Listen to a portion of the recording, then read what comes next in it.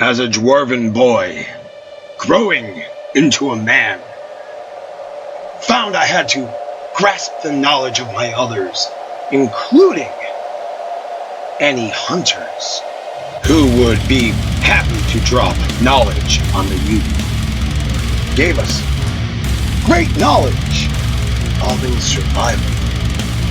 Luck is a very thin wire between survival and necessity, and not many people can keep their balance on it. That Hunter S. Thompson. Welcome to Dungeonetics.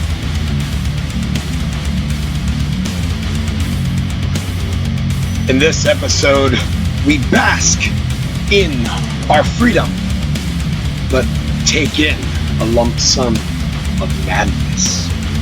Will the party withstand the treachery of the Underdark, as well as the infighting with each other? Join us now. Join us. Duncan? I think we're playing the Quaggoth. He makes his save this time.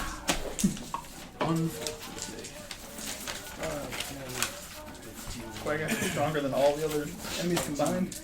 20. They've got a lot of hit points. Yeah, I saw it. They're trying And we've not been doing a lot of damage. No, we haven't. I think he's taking a grand total of 3. Yeah. Nah. I'm going to hit him with a Eldritch Blast. Nice. No, I don't hit. That's only going to be 13. That'll hit.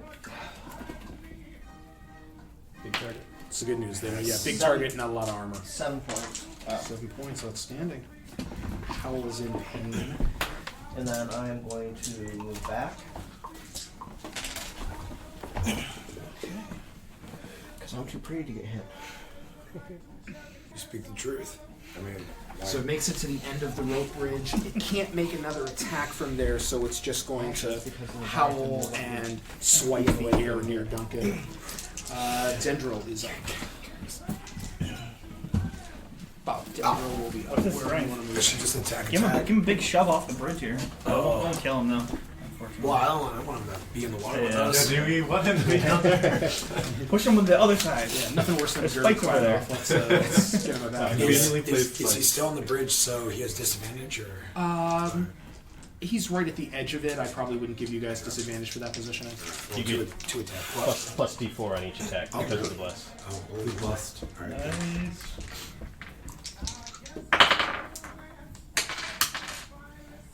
I got 18. You're right. So that's 15 then. That will hit. All right. Nice job. Thank you. Good catch, guys. Stupid dice. You can stop rolling that one. I'm going to stop rolling that one. It's so big and glowy. It's fun. Roll one so many times. The one makes a good noise. It's just always lands on one. Okay. So there we go. We got, that's going to be 8 and 3. 11 total. Outstanding. So Dendril goes in. Get back, you absolute brute. Starts slicing at him with his own giant, big old paws. Okay, Eldith gets to go. Oh, Eldith. Right. From here. So, fire the old trusty hand crossbow.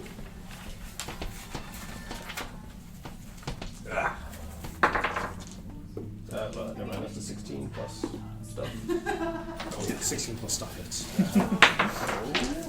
7 points of damage. Nicely Damn, done. you get a lot of mileage out of that crossbow. Yeah. She likes this thing. Yeah. Okay, and Rot is now no longer among us. Rush. Yeah, I'm gonna go towards that corner where near the Quaggoth is. 10, 15, 20. Or in between. In between the yeah, Exactly. 25, 30. the 30. I'm gonna attack it. Wow. Cool. Make it happen. I'm gonna take my short sword and just like kind of with it on the no, it's not gonna hit. That's gonna hit. Bonus action, I'm just gonna punch it in the face. I guess I don't know how tall the thing is. It's kind of hunched over. You can hit in the face. Okay, Plus, you've got. that's not gonna hit. And then I'm going to. How much movement did I use right there? Use 30. I'm gonna use the rest of my 40 is like moving towards the other people. I believe you're going to trigger. Oh no, you have mobility. Not mobility. You have to hit for mobility? No, I don't. Wow. As long as they take the attack, they don't have to. So over to here. Yep. Nicely done. Florence is in the water now, swimming. Sindri. Sindri is going to pop another shot off. Finish this sucker off. That is going to hit. 14 plus things. Yep. And a d6. 3 plus 3 is 6 damage. Outstanding. Alright. And then.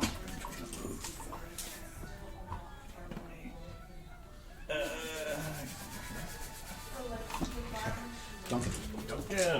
Well, he's right there, and I've got a warhammer that I haven't used yet. It's true. Let's try it out. Warm it up. Oh, we have a normal crossbow now. 8, 12. 12 just misses. Ah! Unfortunately. Alright, anything else from Duncan? No, I'm gonna hold his ground. Sounds good. I forgot to, at this point, Shushar's off. Anybody else that we still have as an ally? No, everybody else should stay up there. Okay, Nod, you're up. Can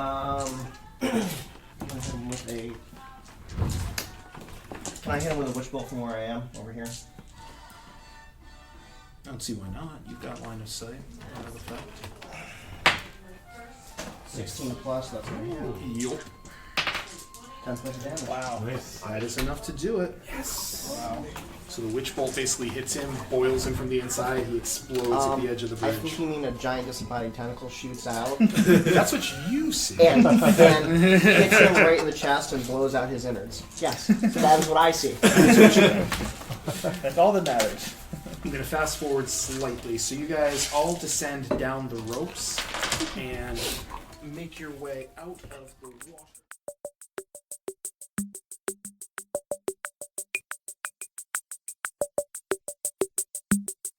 Hi, real quickly here, I'd just like to mention, if you would like to reach out to us, Dungeonetics on Instagram, Dungeonetics on Twitter, and Dungeonetics@gmail.com.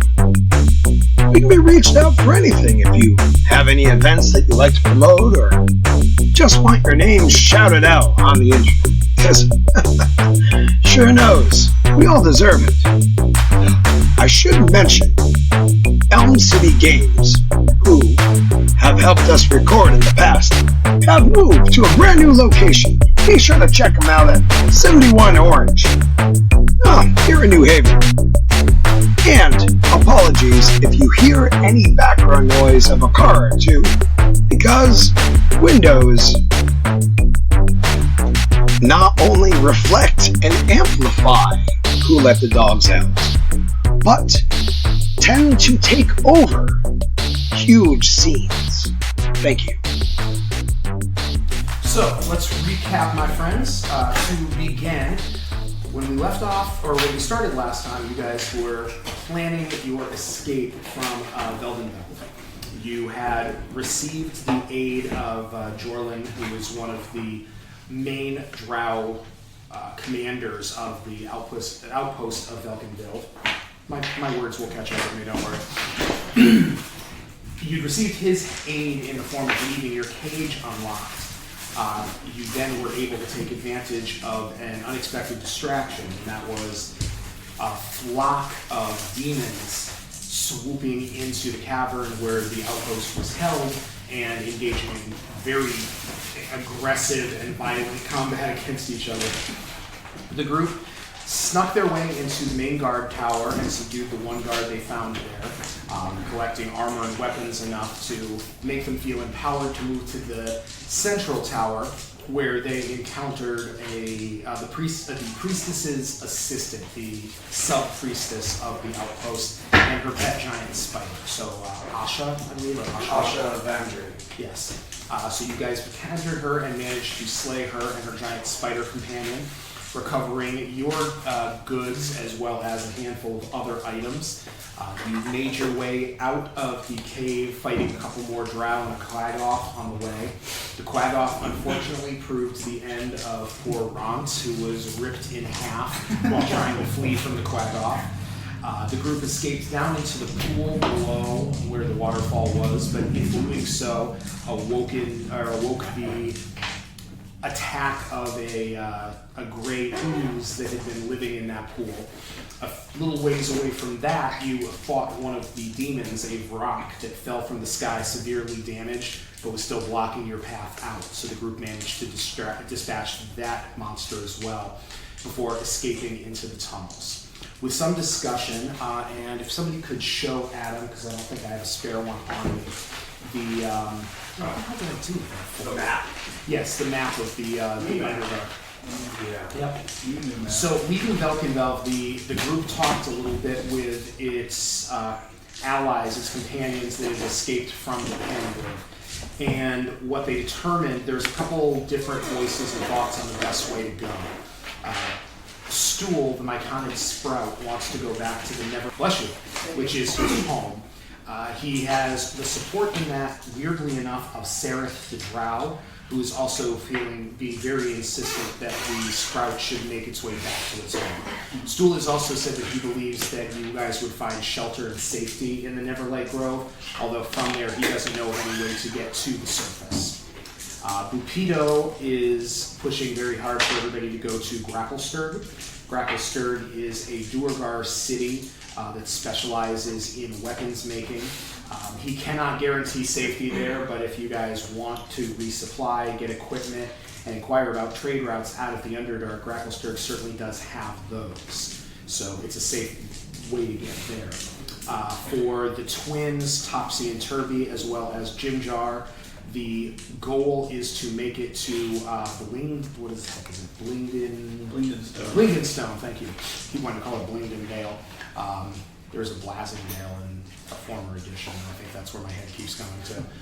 Blingdenstone, which is a deep gnome city or outpost. Finally, Shushar, the Awakened, your Kuo Toa friend, has recommended that the quickest and easiest place to get to is 8 days travel, and it is a Kuo Toa outpost called Sloop-Dilpoop, or something of that equivalent. We'll call it a... Slubudup? Yeah, there you go. Slubudup. That particular place is on the edge of a giant underground body of water called the Dark Lake. So Shushar has suggested that you guys make your way there, where you will probably be able to arrange either transport or purchase boat or something from the Kuo Toa there. And for his part, he wants to go there to spread his newfound calm and more cosmic awareness with his fellows. As for the rest of your companions, Prince Dendril of Quagoth and Eldeth, the Dwarven Scout, both want to get back to the surface. Quagoth because he wants to get back to his elven homeland, and Eldeth because she wants to make it to the surface because it's the easiest way to get into Bottle-Grim, which is the Dwarven settlement she's from. So the plan right now, the group has set out and has been traveling for 2 days so far, heading towards the Kuo Toa city of Slubudup.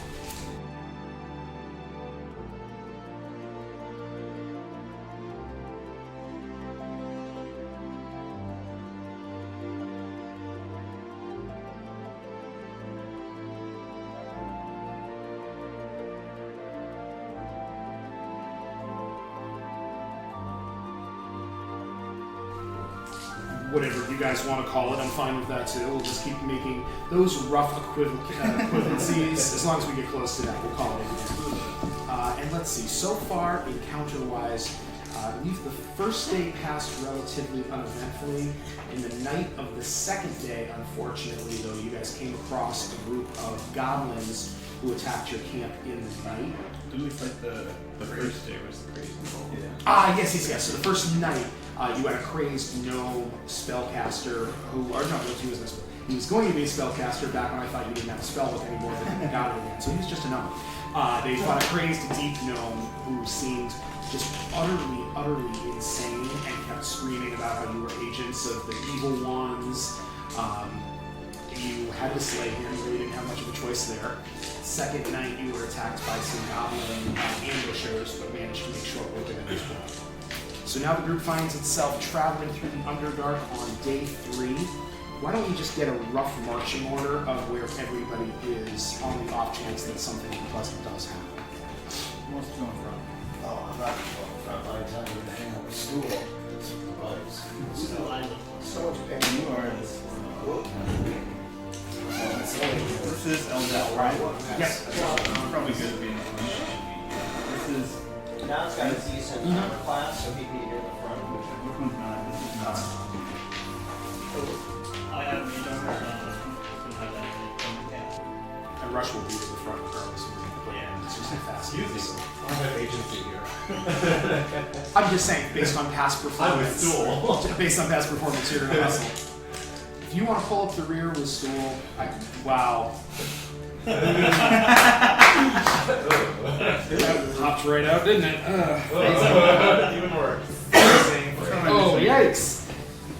So the third day of your travel passes pretty quietly, pretty uneventfully, until about midday.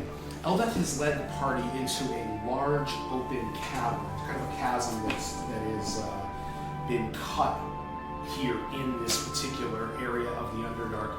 You can see that there are switchbacks on either side, as well as different caves taking you in and out. So starting on one side towards the bottom, you will kind of make your way gradually up, then across. There is a bit of a land bridge that goes across the top of the chasm, and then you continue to make your way down. It's not particularly perilous. The land bridge that you cross is fairly wide and fairly sturdy. Make a, let's see, who has survival? Good. So anybody that has survival, two of you can make a check for, because Eldeth does as well, so one person can roll for Eldeth. So two of you can roll for finding food for the group, and two of you can roll for navigation. That's going to be a 22. To do what? Well, which of the two of those things would you rather do? Look for the food or help navigate through the Underdark? Help navigate. The Leviathan would be pulling toward wherever I need to be. I will Sounds good. try to find some food. I'll have food. I was a 13. Oh, that 20? So 25. Look. Alright, so the 13 you're not able to find terribly much, but with that 25 and with this 22, Eldith is a little turned around as well, but with Nod's head friends, I really want your Eldritch Blast to go directly on your forehead so we can call it a head cannon. I'm not proud of that joke, and I'm probably going to make it again. I'm just letting you know now. I'm okay with that. Yeah, between Nod's navigation skills and then Rush's experience now in the Underdark foraging, you guys are able to find enough food to keep the party moving very faithfully. You've made your way across the land bridge and are now starting to work your way down the switchback when Eldeth pulls the party just quickly aside, just kind of this, shh, everyone, look down there.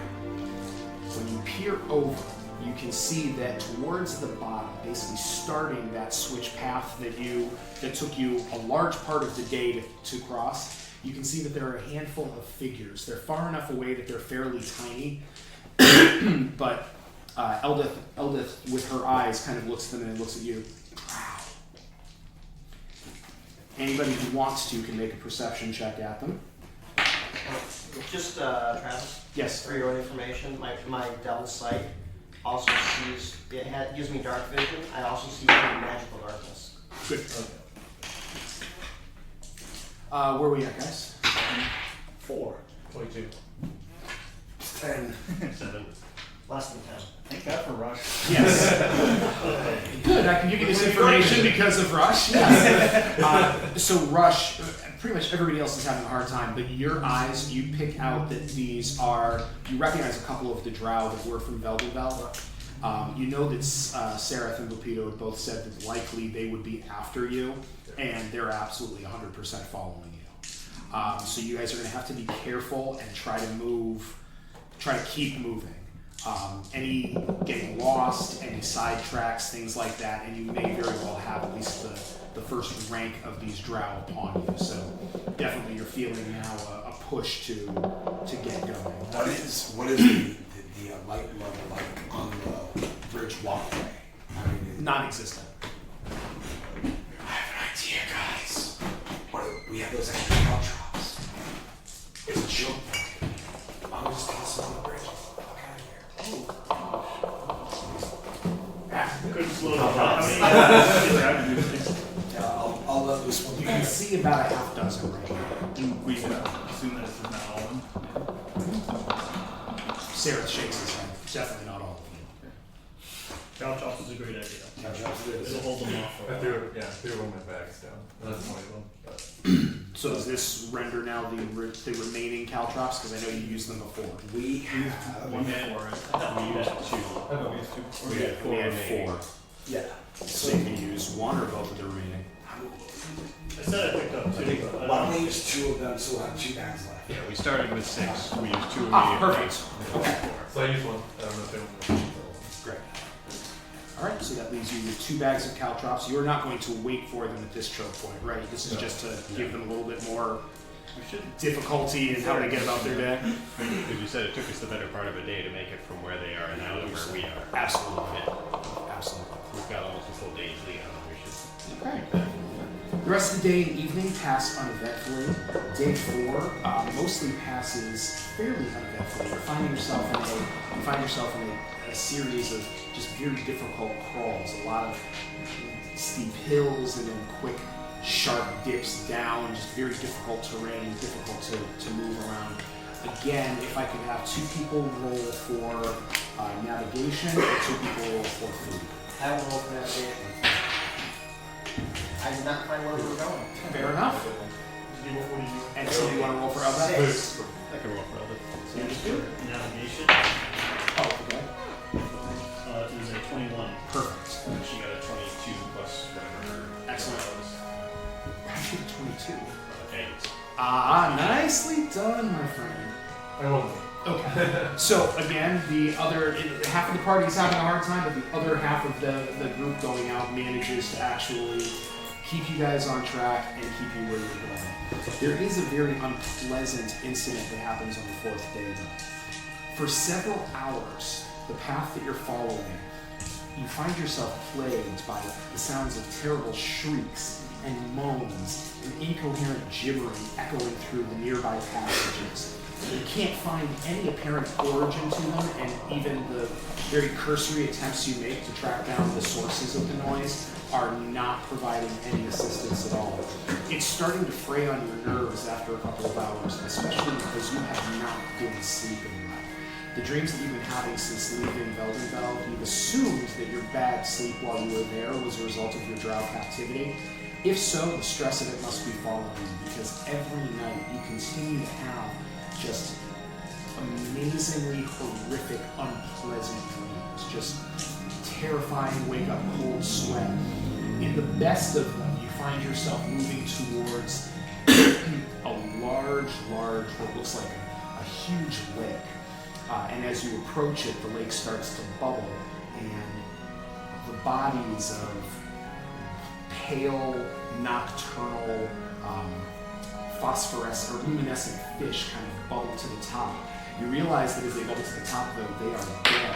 And the water, even though it's dark, you can still see, for some reason, dream logic, that the water is starting to turn into pure blood. So you guys are not doing particularly well.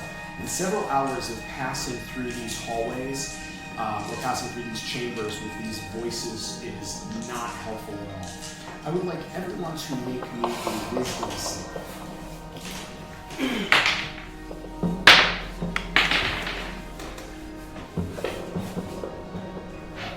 Alright, let's see. So I'm going to go around. We will start with Sindri. Has Sindri 4? Okay.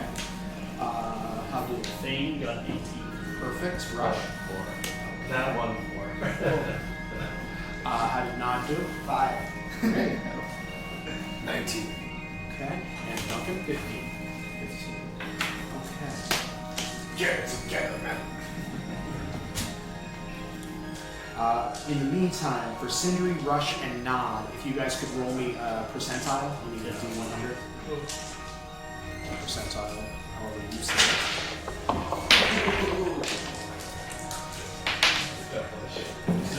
56. We're Jewish left.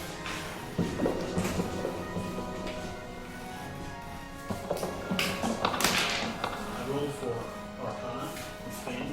16. The one thing that Fane can tell, definitely, he doesn't know or where it's coming from. He knows, though, that it's definitely not a natural occurrence. There's something causing this. It is not a native phenomenon. It may be magical of some sort, but the effect that it's having on folks isn't magical. It's more just how deeply messed up and disturbing it is, but you can't pinpoint where it's coming from or why it is happening. What did Rush get? 66. 66. Okay. And how about Nod? What did Nod get? 81. Ooh, 81. Fantastic. Low on the D20, high on percentile. That's how I roll. Okay. So, after several hours, you notice that it is starting to affect your companions pretty significantly. How about this? Let's... Can I look at this? Oh yeah, I would like it if you did. Don't act on it though until I tell you. So if everybody could take one of them. We do it to the tune of soul tonight.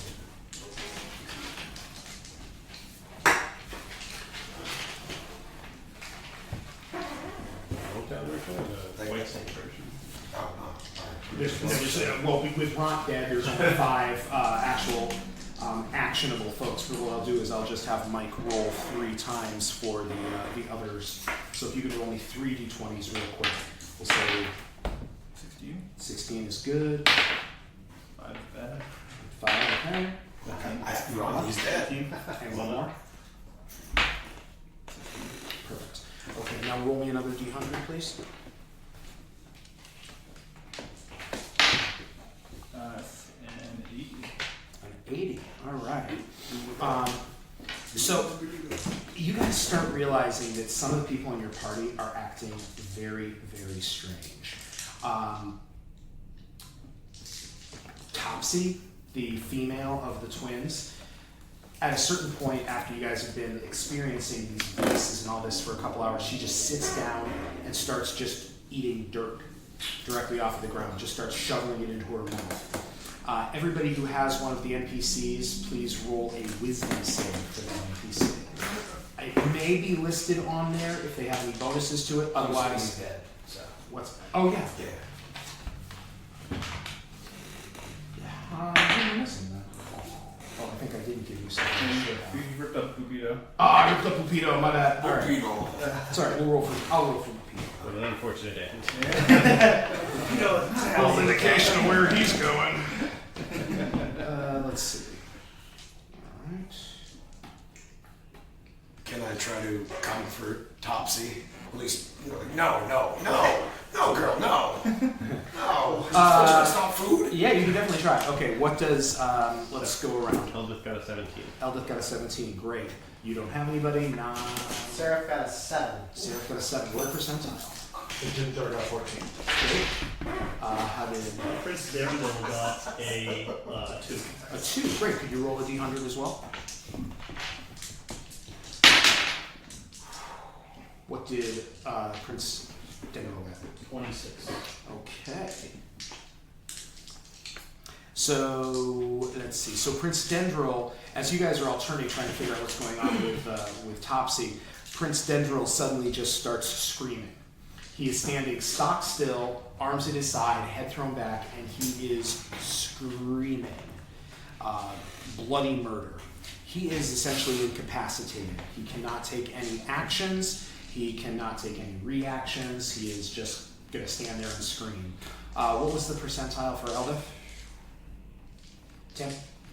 Seraph, not Elf. Oh, Seraph, I'm sorry. What did... 85. 85? All right. Well, this is convenient because both Nod and Seraph are both stunned. So you are incapacitated, no actions, no reactions, can't move, you can speak, but only falteringly, and you will automatically fail any save or dexterity saving throws. And any attack rolls against you have advantage.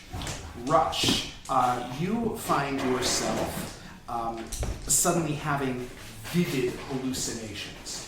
So you are seeing the walls are starting to turn different colors. They're starting to flex and flow, and you see hands kind of bubbling out of them.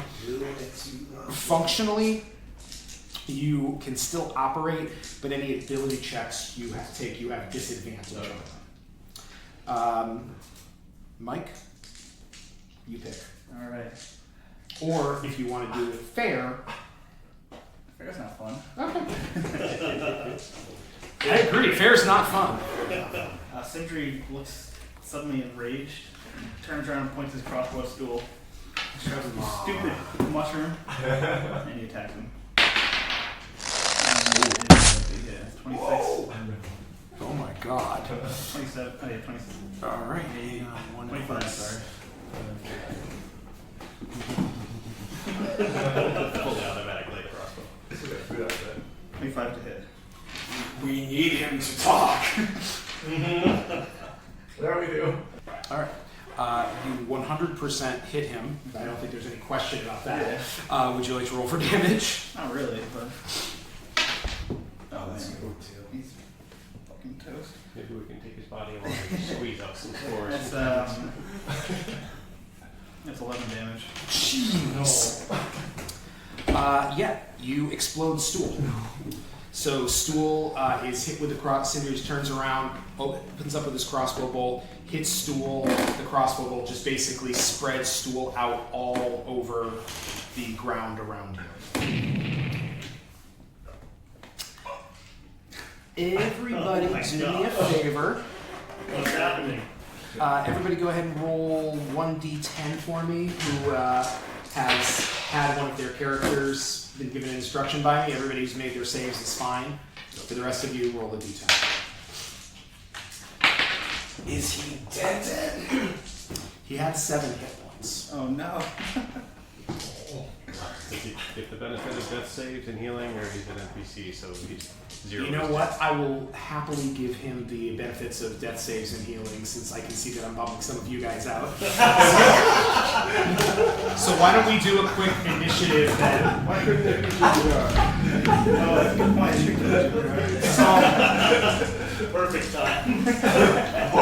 So everybody go ahead and roll initiative for me. What did you get, by the way, on your D10? I got 8. 8. Okay, so 80 rounds is how long this is going to go on for you. Great. Rush, what did you get on your D10? I got 8 as well. Okay, 80 rounds, Nod. 5. So 50 rounds for Nod. Do one more time for Sarah.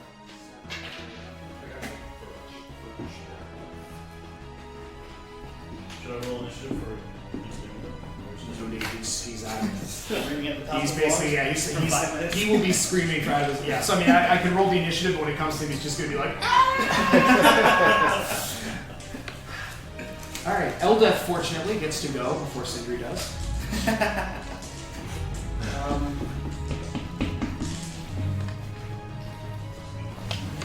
Do you have to have a bludgeoning weapon to do physical damage? No, you just need to have a melee weapon. Okay. She's going to attack him with her short sword. She is going to get a 20 to hit. Hits. And she will do 8 points of damage. She gonna move in? Yeah, she would have to. Oh yeah. 8 points of damage. So 5 9 left. Cool. Come on, guys, you can do it. Jim Jar. Jim Joe's just gonna rush Sindri, and like take away his crossbow. Yeah, good luck. So Jim Jar is back here. So this one? He'll That give was a good. there. Oh, this is me. Oh, no. No, that was supposed to be. Oh, okay. I don't really care. With armor. Yeah. So Jim Jar is here. So to grab the crossbow, let's make an opposed gravity check. So make a strength attack for Jim Jar. 11. What's your AC? 15. 15? Okay, so the way I was going to do this is first he has to roll to try to grab it, and then he would have an opposed strength check. So he tries, you manage to yank it away from his Like an outfit attack? No, not for that. Not for that. Cinder. Alright. So Jim Jar is right there in your face and just tried to grab the crossbow. Ooh, perfect. You can shoot, keep in mind that shooting him directly in the face will give you disadvantage, But then again, you know, are you guys going to try to heal Jim Jar too if he goes below 0, or is this a one-time, one-shot thing for Stool? Jim Jar, but You know, I've only got so much healing to go around. I'm gonna. Sentry is first gonna try to move. to go around. So that I trigger 2 attacks opportunities for 3, I think, actually. Let's see. It's only for those who you are moving away from. I move with 1, 2, 3, 4. Okay, so Eldeth, you couldn't possibly have gotten before. So Eldeth, Thane, and Rush will all get an attack of opportunity. Nope. Oh, we're Yeah, not he's still. not as incapacitated, unfortunately. 3 attacks opportunities. So 3 attacks of opportunity. 1 from Eldeth, there, Tim, and then 1 from Rush, and 1 from Rush. Rush just has disadvantage on ability checks. Does it count as attack? Okay, so the attack count as ability check? No. Okay. No, attacks. He's like grapple as a attack. So go ahead and try to just make a strength check. That's a lot. That's 17. 17. And let's see, Sindri, do me a favor and make me either an athletics or acrobatics check, whichever you choose. If the contest is no, there is. If the contest is a tie, the situation remains the same. Plus 1 contended by 1. So therefore, you would not. Yeah, if it's a tie, you manage to just scoot out. All right, now everybody remember that, so that the next time it comes up, I don't have to look at it. It will fall directly out of my head. Thane, you also get an opportunity. Oh, Thane with that? Yeah. Zach and Thane, yeah. That's alright. Hey, I'm just impressed that we got something right. Won't happen again. So Thane has an opportunity to attack. The names I can commit to for 8. Not Stack stack. and shake here. Yeah. Back 1 more spot, Jim Jar gets an attack opportunity. Let's see. That's going to make. Oh, actually, yeah, go ahead and make the attack opportunity. Ooh. 19. Yes.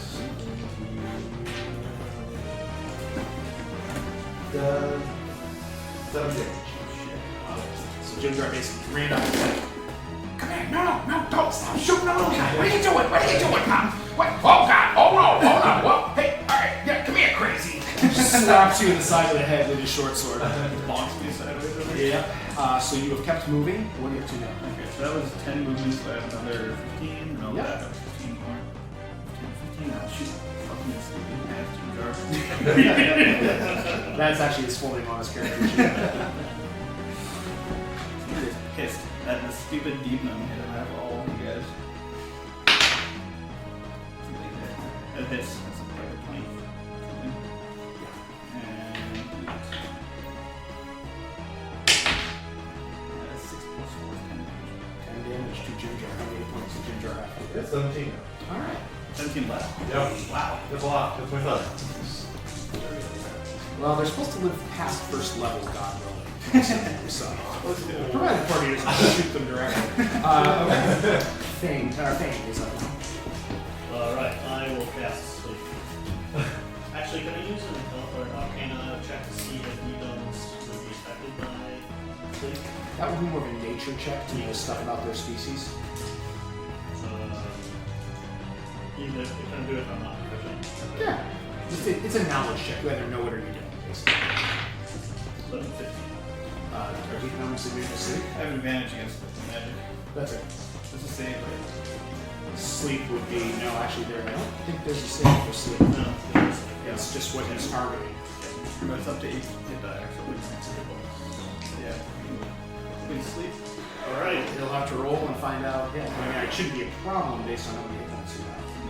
Because at this point you've got what many hit points you Roll 5. A lucky hit point. You roll how much?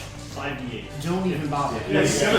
He's only got 2 hit points left, 5d8. You can sleep One. this guy and Actually, yeah, if you need like, putting other people to sleep. that's probably very smart. Let's give that a roll. just kind of scream at the top of the lungs for 8 minutes. And if I remember correctly, You can like choose where you're going to put it. smallest up to largest. Oh, yeah. Yeah, small sequence. He's definitely going to.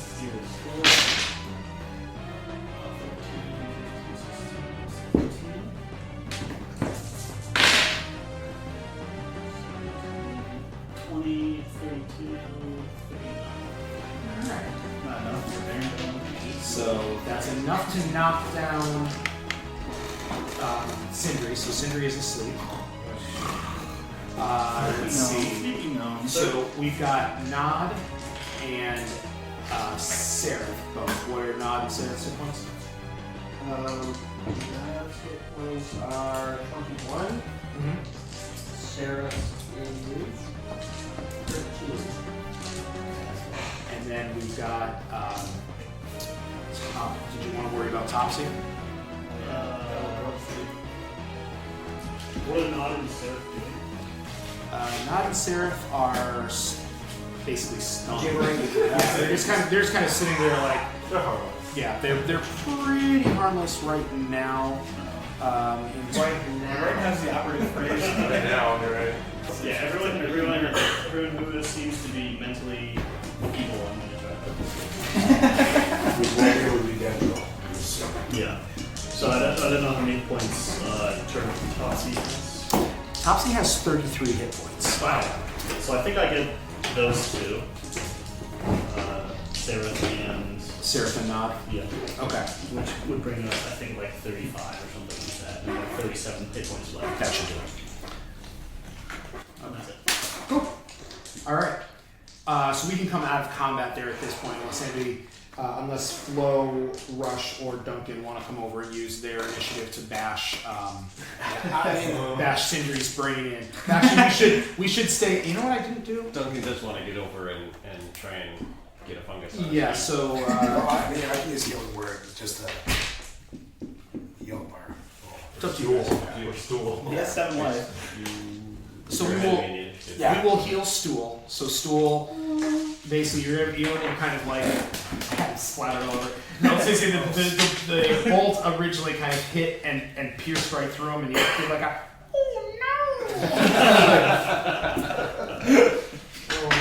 so Flo runs over and gives a healing word over to Stool. Heals for 7. Wow, that is not awesome. That hurt a lot. Stool doesn't understand why his friend shot him. Why did that happen, Flo? Stool, it's not a safe place here. I'll get you home, I promise. No? Jimdra looks at you. Shut up, Jimdra. Don't worry about it, guys. I got a platinum piece on this, buddy. I don't know if you want to, Flo, if you want to do this yet, darling.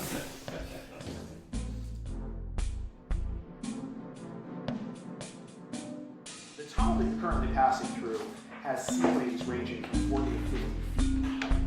The tunnel itself gives enough space for 4 of you to walk side by side if you wish. The tunnel itself continues on for hours, and you realize gradually as you're moving through the tunnel that it is filled with a dim light, despite the absence of any visible fungi or any other things that you can see that could possibly be generating that light. Just there's a kind of a faint bluish, purplish glow that just emanates throughout this entire tunnel. Seraph notices some of you noticing the light and looks about at you. My people-colored face dress.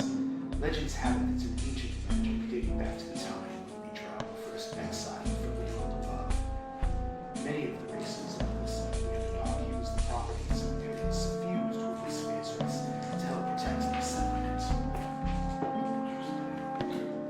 What does it do? Repeat over to say. Oh, any number of things, my friend, yes. Areas suffused with the face dress always have light. They're always filled with light. Sometimes dim, sometimes bright, but always the light. And if you are in the face dress, you are harder to find by an act of magic. Creatures trying to find you with magic have a harder time penetrating the overall energy that this face dress gives off. So functionally what that means is that anybody who is in an area gets an advantage on saving throw against divination spells. If the spell doesn't allow a saving throw, the caster actually has to make a constitution saving throw to cast the spell. And if he fails it, then the spell's just wasted, just poofs out. Would Sindri know, is this like a property of like the material that the stone's made out of, or just some sort of magical items hanging out in the area? Make an arcana check. 17, it's not the material, it can be found literally anywhere, and Sindri knows from what he has heard and what he has read, this is his first time experiencing this too, although he has seen vendors before who claimed to have captured a bottle of Phasrest. They never have. It's always BS. But the areas of Phasrest can be anything from a couple feet to miles and miles, and it's completely random. There is some thought that it could even move independently on its own, although again, that may be in a wives' tale. You just know that Drow especially like to build outposts near these areas because of the protections against divination. The other thing that you're aware of, if what you've heard is correct, then teleportation is extraordinarily difficult into or out of an area of Phasrest. It's extremely difficult to pull off. And the other thing that you have heard is that it can't be dispelled. So an anti-magic field or something like that would probably suppress it, but the minute that field expired, it would come right back in. You can't get rid of it. Just a weird function of the Have we seen any traces of the Drow party in the last day or two? Not in the last day or so. You guys fortunately made all of your rolls today, so to check to see if yesterday really threw you off, but so far, all right. But that doesn't mean that there might not be something else already living here. Absolutely correct, sir. Absolutely correct. Can Eldith use her skills to try and lay a false trail as we're going? 100%. Down one of these side passages? Or... Yeah, 100%.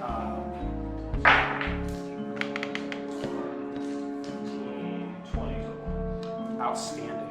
Yeah, she spent some time covering up the trail, so should be something that hopefully helps you guys out in the long run. You guys have taken, it is the 7th day, and you guys have taken a very brief rest with Eldeth's scouting ahead. She comes back to tell you that she has found a cavern ahead that seems to have a lot of different types of mushrooms in it. Some of them may very well be useful to you guys. So she suggests it's a side cavern off of where you've been, but she thinks you guys might be able to find some materials in there, possibly some alternate foodstuffs. You guys are getting a little tired of just eating the scrapings and cave slime that you're able to recover. So she says some of this might be a little bit better. You can leave the main group basically here at your little break site and go off with a scouting expedition to explore the caverns if you want or you can take the whole group. It's up to you. That'd be make a pretty good time, especially with the false trail and the Phasrest. Probably wouldn't hurt to take the whole group. It'd be safer. At least that way, if we come out of the cave and half our crew is slaughtered. How far away? Let's not split the party. Travis, how far away is this cave? Oh, it's very close, like a 5 to 10 minute walk. Can't see the roots of the party then. Cool. Of course, that just could be a lack of imagination on my part. What does your Titan feel? About what? Not our chances. Alright, I hate this. Oh. He's not the guy you really want to ask. Yeah, I know, but like the fatalist. See, here's the thing though. The Leviathan doesn't like our chances. The Titans have to be going into battle. So in pretty much every situation. I know. Really impressive stuff. Thank you for listening to Dungeonetics. We'll catch you with our next adventure real soon. Thank you again for listening to Dungeonetics.